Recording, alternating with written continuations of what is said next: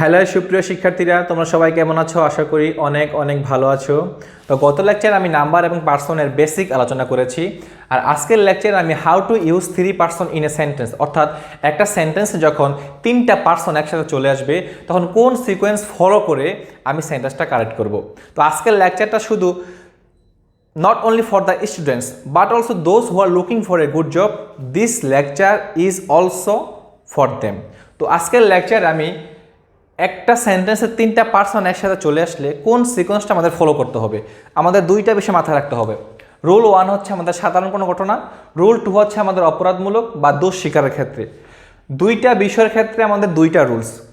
Rule 1-এ আমাদের হচ্ছে কি সাধারণ ঘটনা। সাধারণ ঘটনার ক্ষেত্রে আমাদের স্ট্রাকচার হবে প্রথমে সেকেন্ড পার্সন বসবে, তারপরে থার্ড পার্সন বসবে, তারপরে ফার্স্ট পার্সন বসবে, অর্থাৎ 2, 3, 1 এই রুলস ফলো করে আমাদের সেন্টেন্সটা কারেক্ট করতে হবে। মনে রাখার টেকনিক হচ্ছে 2, 3, 1 অর্থাৎ 231। এই ডিজিটটা দিয়ে কিন্তু আমরা এই জিনিসটা মাথায় রাখতে পারি। 2 মানে হচ্ছে আমাদের সেকেন্ড পার্সন, 3 মানে হচ্ছে আমাদের থার্ড পার্সন, 1 মানে হচ্ছে আমাদের ফার্স্ট পার্সন। ফর এক্সাম্পল আমি লিখেছি you, he and I are absent. তো এখানে খেয়াল করো, ইউ হচ্ছে আমাদের কি সেকেন্ড পার্সন, হি হচ্ছে আমাদের থার্ড পার্সন, অ্যান্ড আই হচ্ছে আমাদের ফার্স্ট পার্সন, আর অ্যাবসেন্ট।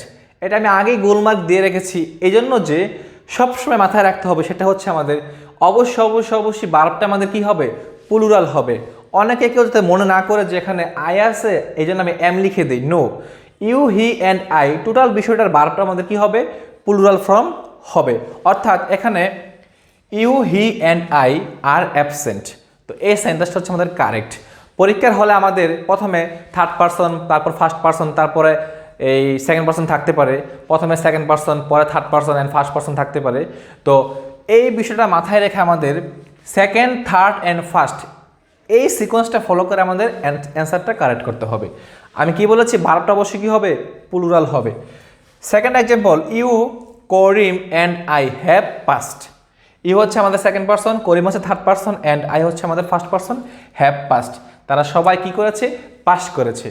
এই বিষয়টা মাথায় রাখা যায়। আর একটা ঘটনা আমি বলি, তো আমরা যখন অনেকে ডাইনিং টেবিলে খেতে বসি তখন কিন্তু নিজের প্লেট আগে বাদ নেই না।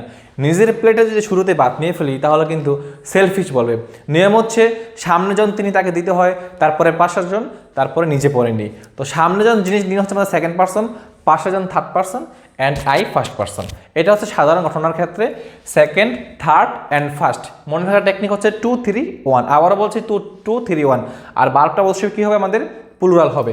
এরপর অপরাধমূলক বা দোষ স্বীকারের ক্ষেত্রে আমাদের স্ট্রাকচার কী হবে, ফার্স্ট, থার্ড অ্যান্ড সেকেন্ড, অর্থাৎ first, third and second person, অর্থাৎ 1, 3, 2 এই জিনিসটা মাথায় রেখে আমরা এটা ফলো করতে পারি।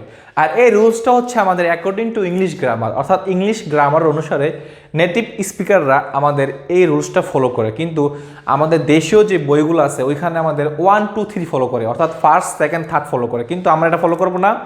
আমরা ইংরেজির ভাষার উৎপত্তি যেহেতু আমরা বিশ্বাস করি, সেজন্য নেটিভ স্পিকারের যে ফরম্যাটের বইগুলা ওই বিষয়টা মাথায় রেখে আমরা 1, 3, 2 কারেক্ট করব। 1, 3, 2 কী করবো, মাথায় রাখবো। অর্থাৎ প্রথমে আমাদের ফার্স্ট পার্সন বসবে, তারপরে থার্ড পার্সন, তারপরে সেকেন্ড পার্সন। এই রুলসটা হচ্ছে আমাদের অপরাধ বা দোষমূলক স্বীকারের ক্ষেত্রে। For example, I, he and I, you. I হচ্ছে আমাদের ফার্স্ট পার্সন, হি হচ্ছে আমাদের থার্ড পার্সন, ইউ হচ্ছে আমাদের সেকেন্ড পার্সন। অর্থাৎ I, he and you are guilty. Guilty মানে কি, অপরাধী। আমি বলছি অপরাধ বা দোষ স্বীকারের ক্ষেত্রে আমাদের এই সিকোয়েন্সটা ফলো করতে হবে। I, he and you are guilty. চাকরির পরীক্ষা সাধারণত আসে থাকে এটা। তারপরে I, Rima and you. I হচ্ছে ফার্স্ট পার্সন, রিমা হচ্ছে আমার থার্ড পার্সন, অ্যান্ড ইউ হচ্ছে আমাদের কি, second person. Shall be punished, তাদের শাস্তি পেতে হবে। শাস্তি কখন পাবে, যখন অপরাধ করবে, অর্থাৎ অপরাধ রিলেটেড, ঠিক না? তো আই হচ্ছে আমাদের ফার্স্ট পার্সন, রিমা হচ্ছে আমাদের থার্ড পার্সন, অ্যান্ড ইউ হচ্ছে আমাদের second person, shall be punished. তো অপরাধ বা দোষমূলক স্বীকারের ক্ষেত্রে আমাদের 1, 3, 2 অর্থাৎ 132 ফলো করতে হবে। আর সাধারণ কোনো ঘটনার ক্ষেত্রে আমাদের 2, 3, 1 এটা আমাদের ফলো করতে হবে। তো এই দুইটা বিষয় মাথায় রাখলে আমরা ইজিলি একটা অ্যান্সার, অর্থাৎ একটা মার্ক কিন্তু আমরা ইজিলি পেয়ে যাই, সাধারণত পরীক্ষায় এসে থাকে। তো এটা আমাদের মাথায় রাখতে হবে। আর আরেকটা বিষয়, অপরাধ বা দোষমূলক স্বীকারের ক্ষেত্রে 1, 3, 2 রুলস কেন ফলো করতে হবে, কারণ হচ্ছে আপনি যখন অপরাধ করবেন, কারো কাছে যখন জবাবদিহি করবেন, তো প্রথমে কিন্তু আগে নিজের দোষ স্বীকার করবেন, এটা হচ্ছে আমাদের মানে বেসিক আর কি। আগে নিজের দোষ স্বীকার করতে হয়, তারপরে আপনি কার দোষ স্বীকার করবেন, যিনি এখন অনুপস্থিত অর্থাৎ সে থার্ড পার্সনের কথা স্বীকার করবেন।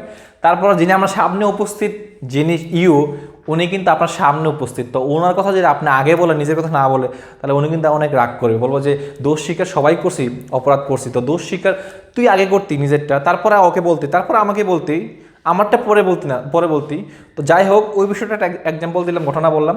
তো আমাদের মাথায় রাখতে হবে অপরাধ বা দোষ স্বীকারের ক্ষেত্রে 1, 3, 2 অর্থাৎ first, third and second person. আর সাধারণ কোনো ঘটনার ক্ষেত্রে আমাদের মাথায় রাখতে হবে 2, 3, 1 অর্থাৎ second, third and first person. আশা করি আজকের এই শর্ট লেকচারের মধ্যে দিয়ে তোমরা একদম ইজিয়েস্ট একটা সিম্পল, সত্যি কথা হচ্ছে আমাদের এই নর্মাল বিষয়গুলো আমাদের মাথায় থাকে না, অনেক অনেক বিষয় আমরা জানি, কিন্তু এই বিষয়গুলো যখন ভুলে যাই তখন আমাদের আসলটাই নষ্ট হয়ে যায়। তো আজকের লেকচার দীর্ঘায়িত করবো না। তো সবাই ভালো থাকো, সুস্থ থাকো, নিরাপদ থাকো, এই কামনা রেখে আজকের মতো বিদায় নিচ্ছি। আর আমার চ্যানেল যারা নতুন এখনো সাবস্ক্রাইব করোনি, প্লিজ সাবস্ক্রাইব করে ফেলো। আশা করি অনেক অনেক উপকৃত হবা। টিল দেন, আল্লাহ হাফিজ।